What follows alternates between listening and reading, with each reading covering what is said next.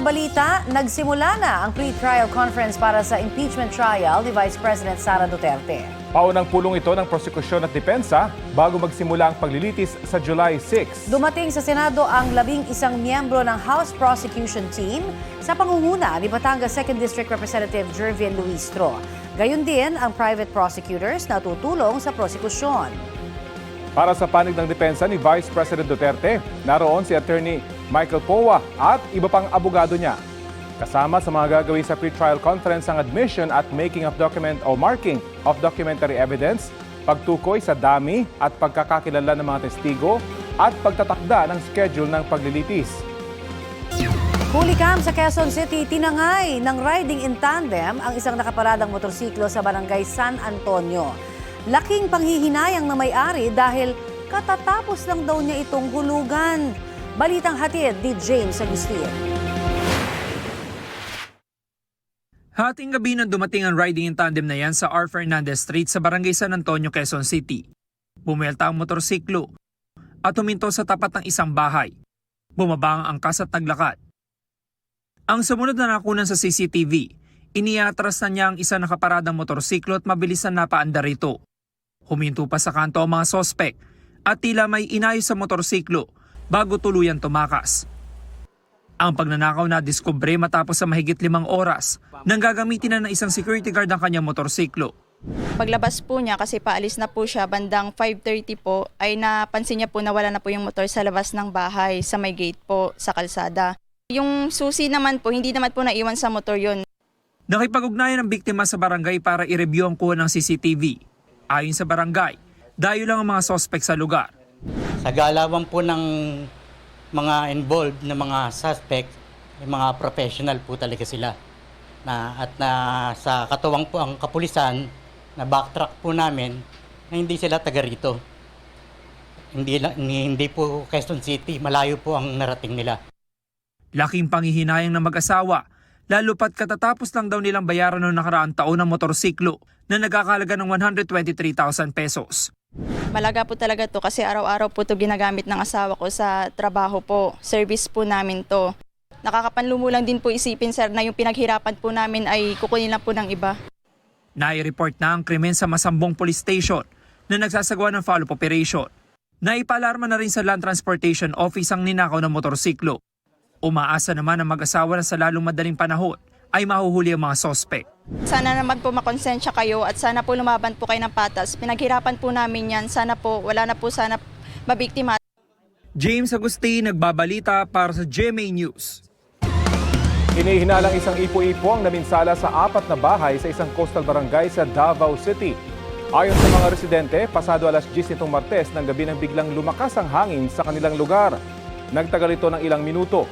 Nabaklas ang bubong ng ilang bahay at napunta sa kalsada. Naputol din ang supply ng kuryente sa lugar. Nagtulong-tulong ang mga residente at barangay officials sa paglilinis. Sumaklolo na rin ang Social Welfare and Development Office ng Davao City. Maswerteng walang nasaktan sa malakas na hangin. Ayon sa Pag-asa, nabubuo ang ipo-ipo o waterspout tuwing may severe o matinding thunderstorm. Sa lagay naman ng panahon ngayong Huwebes, magpapatuloy ang maayos na panahon sa ilang bahagi ng bansa kasama na ang Metro Manila. Pero posible pa rin ang mga local thunderstorm, lalo na sa bandang hapon o gabi. Easterlies naman ang magdadala ng ulan sa South Luzon, Visayas at sa eastern section ng Mindanao. Sa ngayon, wala pang epekto sa lagay ng panahon sa anumang panig ng bansa ang binabantayang low pressure area na nasa Pacific Ocean. Namatanya ng Pag-asa mahigit 2,000 kilometro silangan ng Visayas. Nananatili ang posibilidad ng nasabing LPA na maging isang bagyo sa loob ng 24 oras. Posible itong pumasok sa Philippine Area of Responsibility sa darating na weekend base sa datos ng Metra Weather. Nakipagpulong si Pangulong Bongbong Marcos kay Russian President Vladimir Putin para pag-usapan ang ilang mahalagang usapin at issue sa pagitan ng dalawang bansa. Nangyari po yan bago ang ASEAN-Russia Commemorative Summit. At mula po sa Kazan, Russia, balitang hatid ni Tina Panganiban Perez.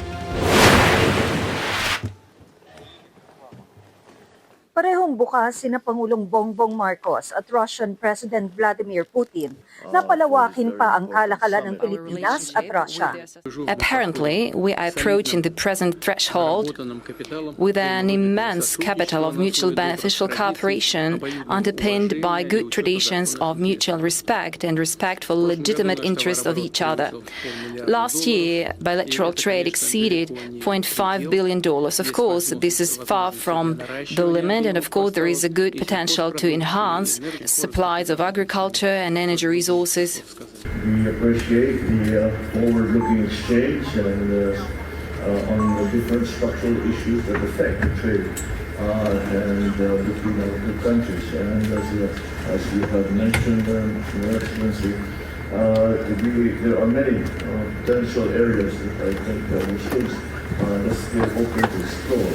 And I think that the present level of trade, although it is steady, I think that there's a great deal more that we can do.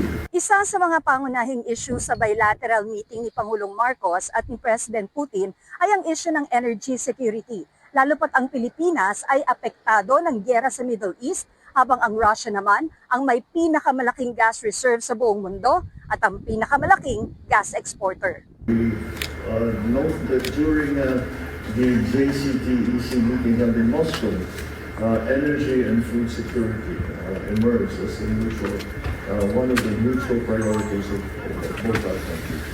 And that is why we again, that B2B component at the sidelines of the JCT-EC enabled Philippines and Russia to establish networks and explore joint ventures.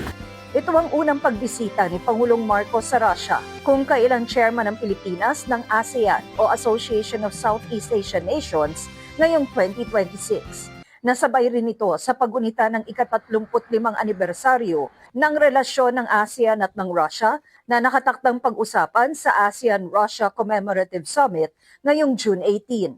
It is a pleasure to welcome you in Russia, in Kazan. As far as I know, this is your first visit to Russia.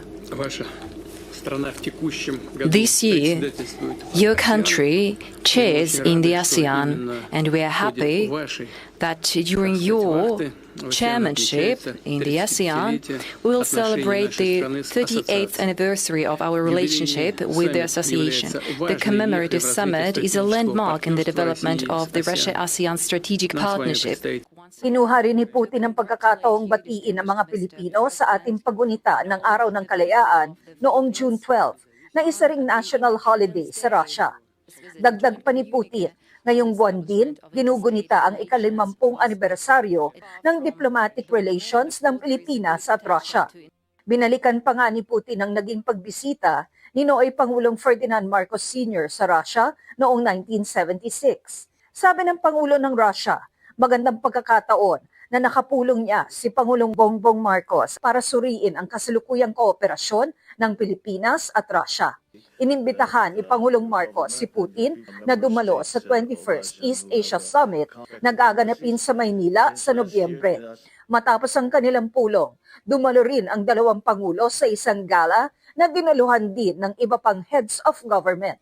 Mula rito sa Kazan, Russia, is Kasani Rosia. Tina Panganiban Perez, Reportage, GMA News.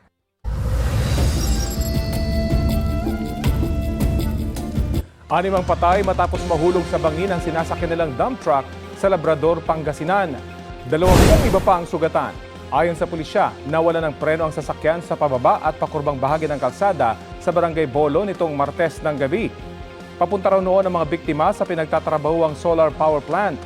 Pansamantalang ipinasara ng lokal na pamahalaan ang kumpanya ng mga biktima habang iniimbestigahan ang disgrasya.